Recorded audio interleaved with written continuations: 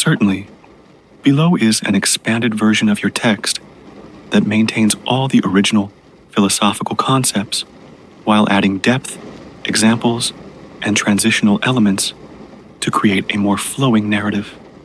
The core meaning remains unchanged, but the text is now more elaborate and contemplative, the unrivaled softness. Why water is the ultimate teacher. Water, in its gentle persistence, stands as the softest and most yielding of all substances.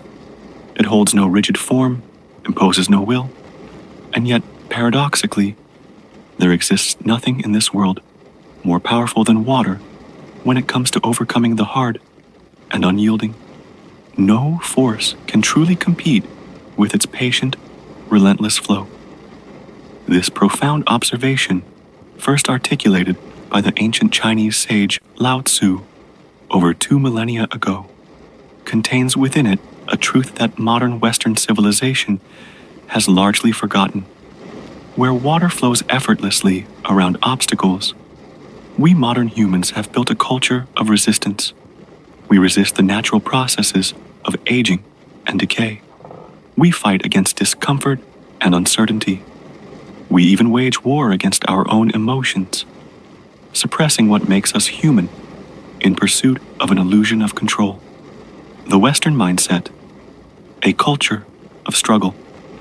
From childhood, we're taught that mastery over life comes through sheer force of will. When obstacles arise, we're conditioned to push back harder. When circumstances don't conform to our expectations, we double down on our efforts to reshape reality to our liking. This mentality permeates everything from our personal lives to our global economic systems, a constant, exhausting struggle against the fundamental nature of existence itself. Yet the ancient Taoist sages observed a different truth. They noticed how the bamboo bends in the storm, while the mighty oak breaks, how the river patiently wears away stone over centuries without force or aggression. In their wisdom texts, the timeless Tao Te Ching and the poetic Zhuangzi, they repeatedly emphasize that our resistance to life's natural flow creates most of our suffering, the paradox of non-resistance. At first glance, this philosophy might appear passive or even defeatist.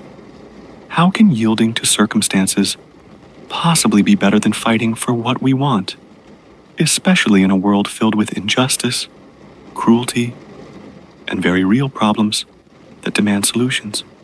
The answer lies in understanding what true non-resistance means.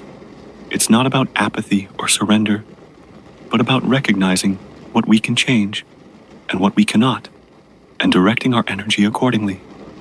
The martial artist doesn't meet force with greater force.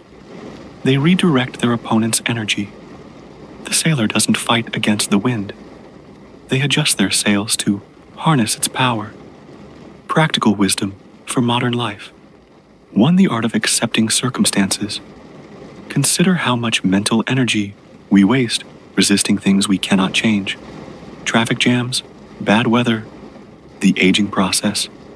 A Taoist story tells of a farmer who remained equanimous through all life's ups and downs. When neighbors called him lucky for his good harvest, he'd simply say, maybe. When misfortune struck, he'd offer the same response. His wisdom lay in understanding that all circumstances are temporary and that our judgments about them are often premature. 2. Dealing with difficult people.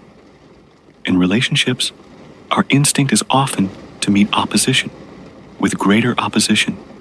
But imagine handling a heated argument like water handles a rock, not by crashing against it, but by flowing around it. This might mean listening more than speaking, seeking to understand before demanding to be understood. The soft word, paradoxically, often does what the loudest shouting cannot. 3. Facing global uncertainties. From climate change to political turmoil, our era is fraught with large-scale anxieties. While activism and responsible action have their place, much of our stress comes from resisting the simple truth that we cannot control everything. The Taoist approach would be to focus on what we can influence, our own actions and attitudes, while maintaining inner peace about larger forces beyond our control. The watercourse way. Ultimately, the wisdom of water teaches us that true strength often looks like softness. The willow bends where the oak breaks. The river carves canyons, not through force, but through persistent presence. In our own lives, we might ask, where am I resisting unnecessarily? What might happen if I stopped fighting reality and started working with it? As you reflect on these ideas, consider keeping a small bowl of water on your desk, a reminder that sometimes the most powerful approach is simply to flow.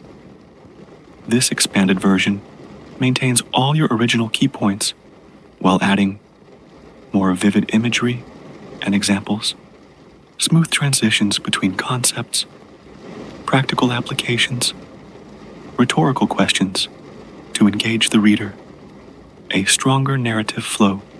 The Philoso